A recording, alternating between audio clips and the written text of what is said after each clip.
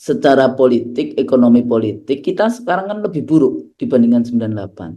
Tapi persoalannya kesadaran itu berbeda dengan 98. Kita dulu turun semua. Nah, sekarang aktivis-aktivis civil society-nya kan sudah ada di istana, sudah ada yang kayak gitu-gitu kan. Jadi agak terpecah-pecah dibandingkan dulu di 98. Makanya kenapa misalnya tuntutan mundur, sudah, presiden mundur kayak gitu. Terus saya kadang-kadang enak ya cuma mundur saja setelah melakukan berbagai macam seperti itu.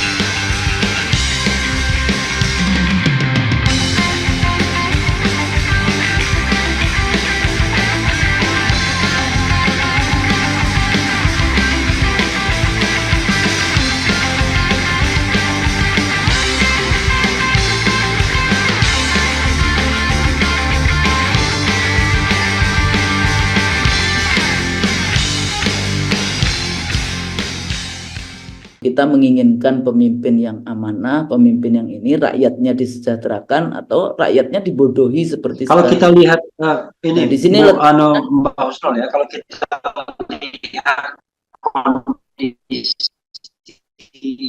hari ini ya, maka pembelajarannya adalah kalau Anda mau menang, ya harus curang kan gitu. Anda harus banyak duit, Anda harus berkuasa gitu. Untuk perubahan politik yang signifikan seperti 98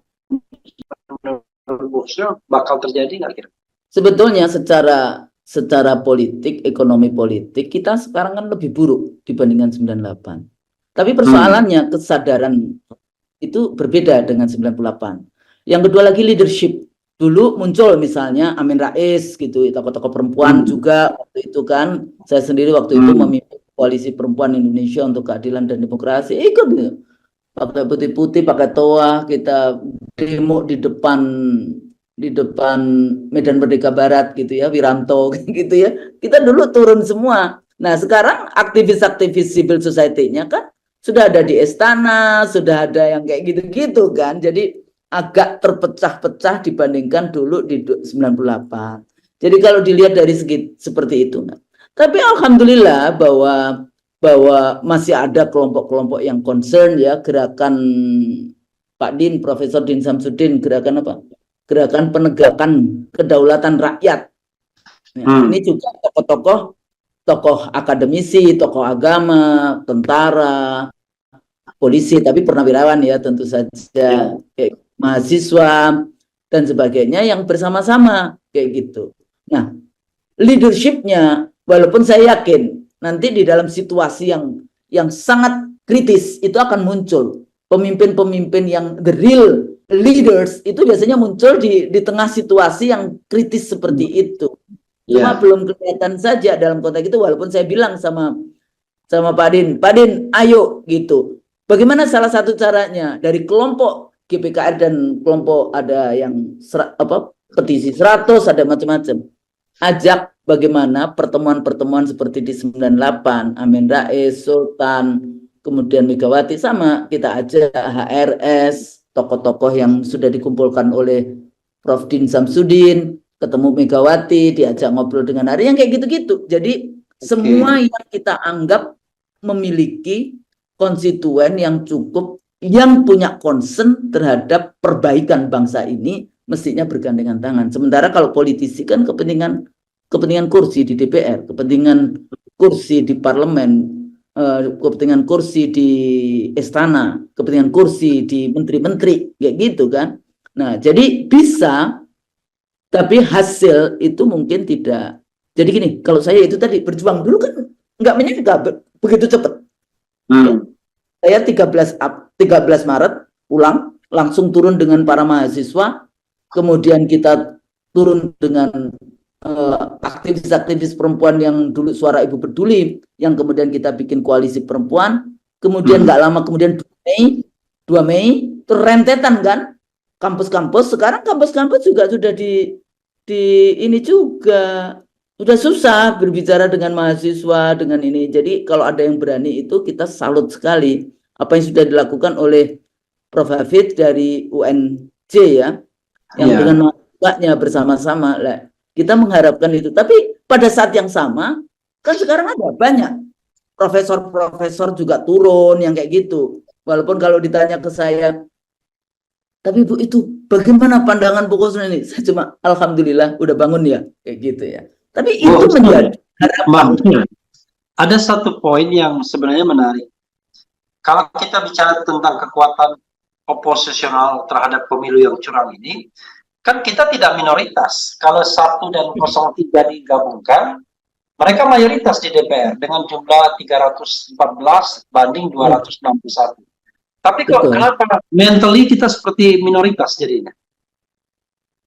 Ya itu tadi karena belum kuat. Jadi kalau dulu kan seri pertemuan.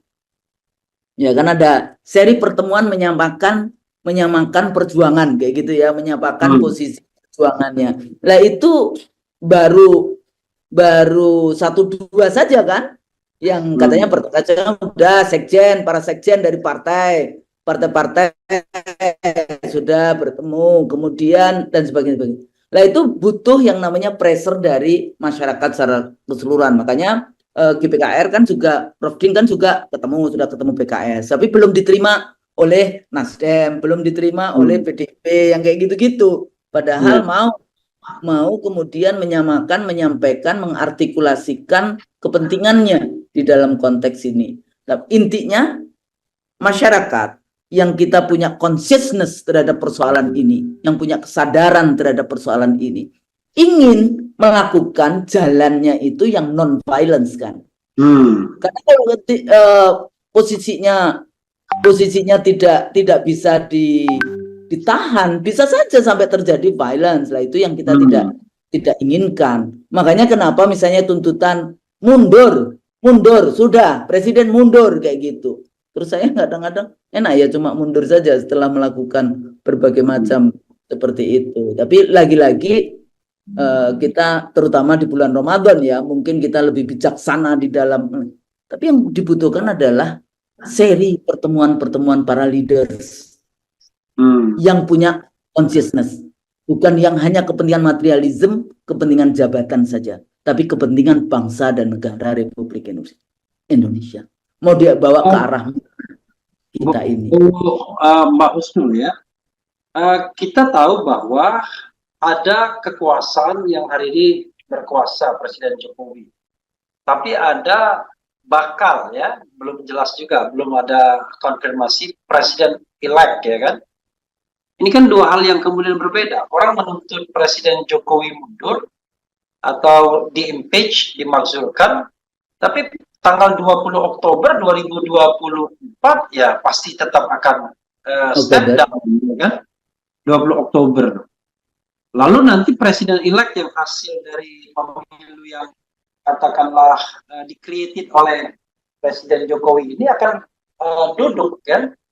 Saya lihat masyarakat mempermasalahkan Presiden Jokowi yang sudah pasti akan turun 20 Oktober 2024 nanti. Padahal hasil karyanya kan akan naik per 20 Oktober 2024. Itu gimana? Paradoks seperti ini atau kontradiksi intermedi seperti ini?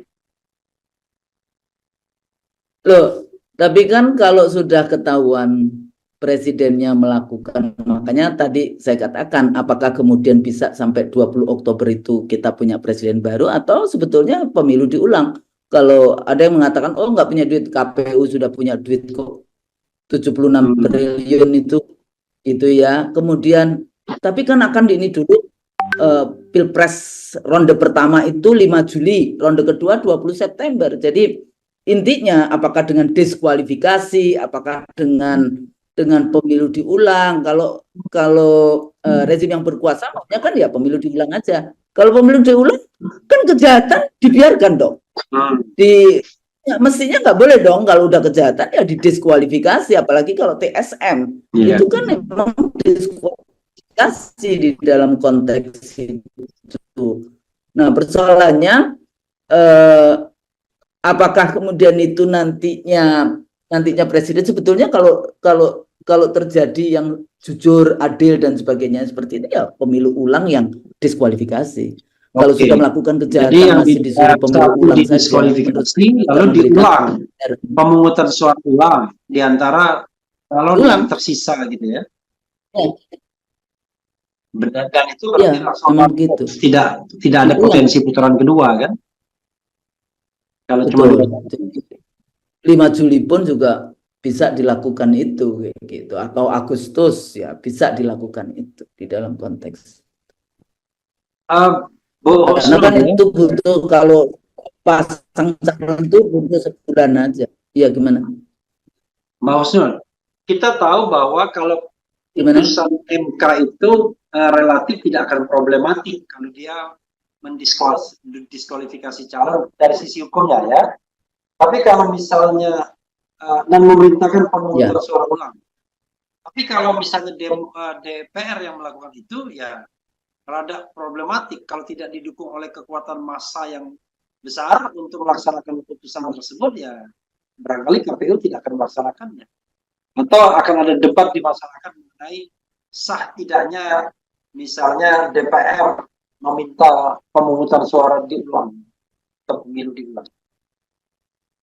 Ya itu kan salah satu kekuatan dan kelemahan langkah politik dan langkah hukum ya. Langkah hukum yang tadi dikatakan kalau putusan dari Mahkamah Konstitusi pemilu diulang dengan diskualifikasi misalnya, sehingga rakyat dipaksa untuk itu keuntungannya. Tapi kelemahannya kalau tidak berhasil bagaimana? Kayak gitu kan, kalau Mahkamah Konstitusinya tidak terstruktur.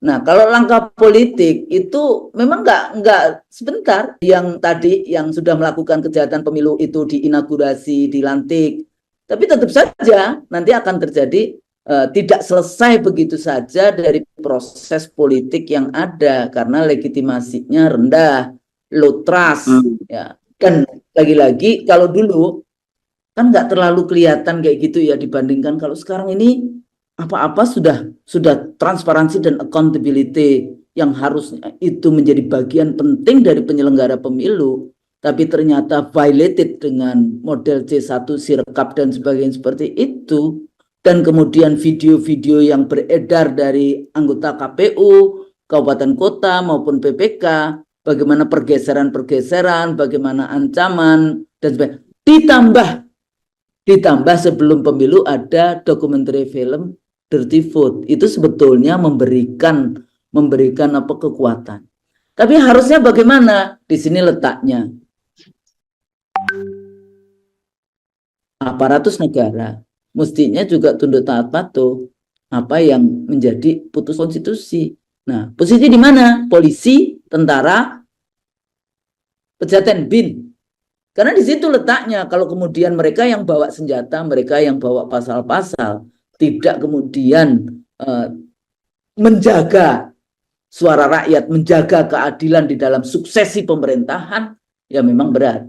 Di mana posisinya? Itu salah satu yang membedakan dulu 98 dengan sekarang kan. Setelah terjadi kasus Trisakti, 5 mahasiswa ditembak, dan kemudian sebetulnya mereka berada di posisi rakyat kayak gitu kan. Jadi berubah di dalam konteks situasi politik. Nah, hari ini yaitu kelemahannya kalau di politik. Sejauh mana polisi, tentara, BIN bermain? Oke. Mbak Husnul, closing statement ya, silakan closing statement. Tapi kita sudah hampir 1 jam juga berbicara. Jadi gini, ya, silakan Mbak Husnul. tujuan kita bernegara ini sebetulnya yang tujuan kita bernegara kan melindungi segenap tumpah darah, mencerdaskan, kemudian mensejahterakan, ikut di dalam ketertiban dunia, keadilan sosial dan sebagainya. Pembukaan Undang-Undang Dasar 45. Nah, kalau suksesi pemerintahan saja kita tidak mampu membuat dengan cara jujur, hasilnya itu pasti nggak baik, ya. Pasti ada ketidakadilan di situ. Kalau ketidakadilan itu ditumpuk terus, maka ya itu menjadi bom waktu kapanpun kayak gitu ya. Nah, yang kedua lagi,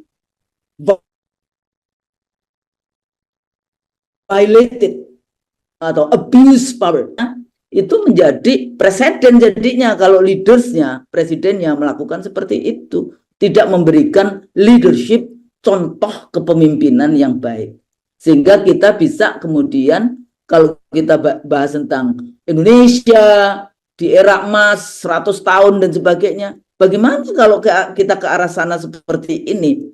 Perubahan politik saja diwarnai dengan money politik, dengan kekerasan, dengan pressure, dengan abuse power dan sebagainya. Maka memang pekerjaan yang panjang yang harus dilakukan sebagai akademisi, Bung RH juga, ya kita semuanya ini masih terus-menerus bagaimana kita mengajarkan, walaupun melihat pemilu seperti ini, saya katakan ini negara ini apa namanya penyelenggara ini sebetulnya sudah penghinaan luar biasa kepada Departemen Ilmu Politik di kampus-kampus di seluruh Indonesia. Masa kita menyelenggarakan pemilu yang jujur dan adil saja seperti ini? Nah, di sini letaknya butuh kepemimpinan yang baik, kepemimpinan yang amanah, tablik sidik fatona. Gampang enggak? Enggak.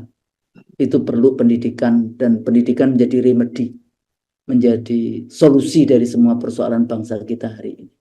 Tapi kalau kemudian hanya dikasih makan siang, dikasih ini, pendidikan tidak dicerdaskan, ya kita nggak akan kemana-mana.